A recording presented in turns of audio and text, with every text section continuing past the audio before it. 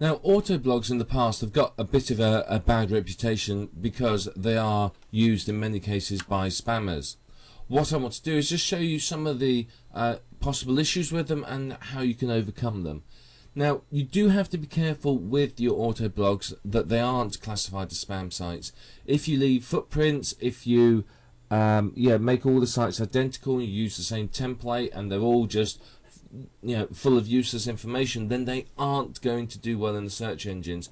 Sooner or later the search engines will work out that you've created a load of spam sites and it will delist them all. And if that happens and it's your only source of income, basically you're screwed. You've lost everything. And don't think it won't happen. It has happened. Go and search any of the internet marketing forums and you'll hear all sorts of horror stories about how this sort of thing happens. I mean, several years ago there was what is famously known as the Google slap happened. This was, if you remember, it was about 3 or 4 years ago. If you searched for anything in Google, all you got was rubbish sites full of adverts and links to other sites. There was no useful information. Google was basically pointless. You couldn't find anything good in it. And then one morning, internet marketers woke up and found that their network of these, rapidly created sites that had been flung up onto the internet had disappeared. And people literally, and this is 100% serious, people went from, $100,000 a month or $10,000 a month incomes to zero overnight. Their businesses were destroyed because they're just focused on creating these, mass generated sites, use scrape content, and their businesses were ruined. So whilst autoblogs are good, take steps to make sure they don't get classified as spam sites, and also create other sites as well so that it's not your only stream of income. It's never a good idea in business to have all your eggs in one basket. So you need to take some steps to ensure that they're not classified as spam sites, and that's what this video is about. So when you're creating your site, if you think about your end user, think about their needs, and you create a site that basically gives them some useful information, you're going to do okay. You want to avoid being classified as a spam site because you could get your site delisted from the search engines. If that happens, then you would have to rework the website, put lots of unique content on it, and go crawling to the search engine gurus, the people that run them, and beg them to let your site go back in and that you've changed your ways. It might be a bit of a struggle, but they've got no need to let you back in. They can turn around and go, nope, not interested, and not let you in at all. Or the absolute worst case scenario, and this is one that you've got to hope doesn't happen, is you get blacklisted. And basically when this happens, it means that your domain has become useless and you may as well let it expire. There's no point in having a domain. It's not going to do well, it's never going to get ranked again, and basically the search engines will just ignore anything linking to that domain. So you want to really avoid that fate. So what you have to do is ensure that autoblogs still provide valuable information. So I know that these are going to be scrape sites and going to be taking content from other sites and rapidly created, but you still have to think about providing valuable information. If you can do that, then obviously that's going to help you a lot. What you need to do is you need to mix up a combination of unique content, PLR content, and content scraped from sites like Amazon, article directories, Yahoo Answers, etc, etc. So you need to mix them all up really to get the best content. Making sure that you've got some unique content on there obviously takes you a step away from the spam site and will help the search engines to realize your site's valuable.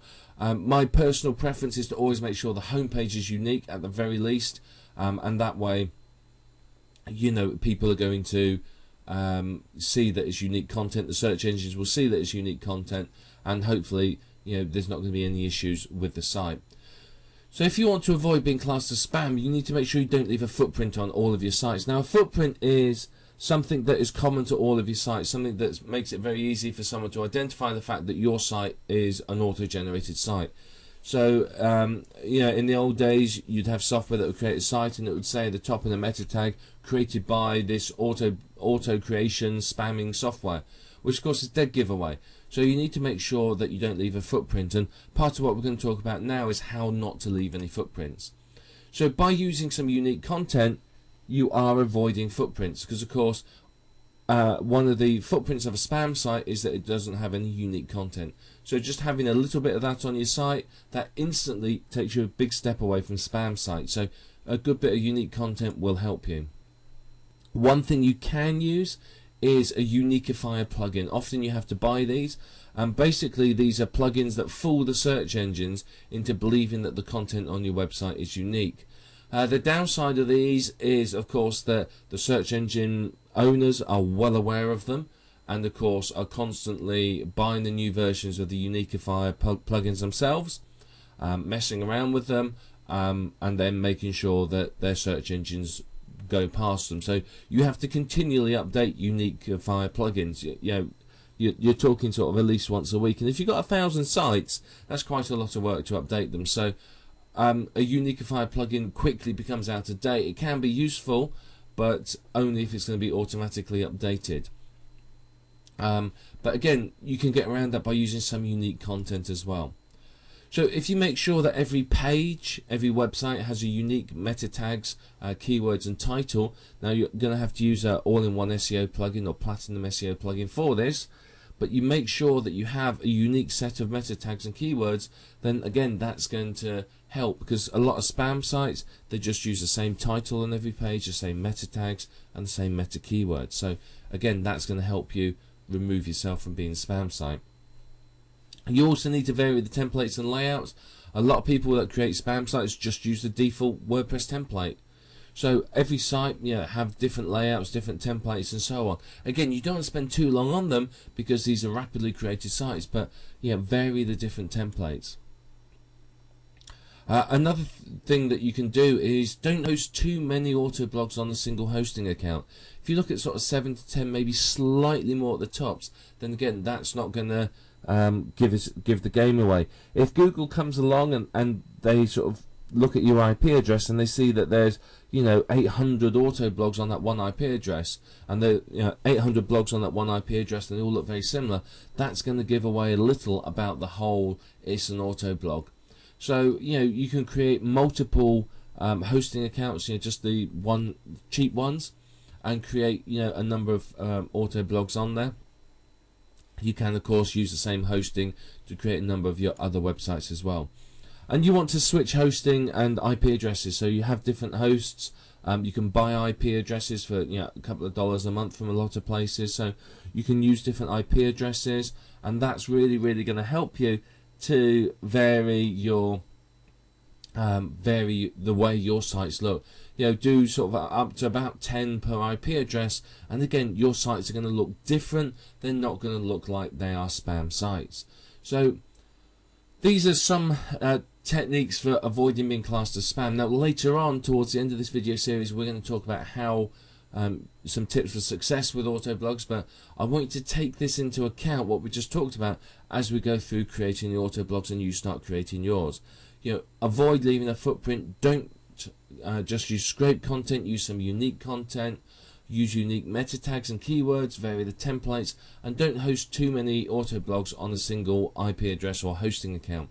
And all that is going to help you to step away from spam, and it's going to mean that your site isn't going to run the risk of being classed as spam, and it will have a much longer life. Remember, you don't want to create an auto blog, get it earning, and then sort of a week later find that it's been delisted. You want to build these up so that they have a reasonably long shelf life. And obviously that's going to be much better for you and for your income. So you may want to write some of these techniques down that we just talked about, these tips, but keep them in mind when you're creating the sites. They're very important, and they're going to make sure that your auto blogs do much better than perhaps auto blogs created by other people. Yes, it may take you a few minutes longer to do these, but you're going to have the benefit of longer living sites, and that's ultimately going to create you a much better income.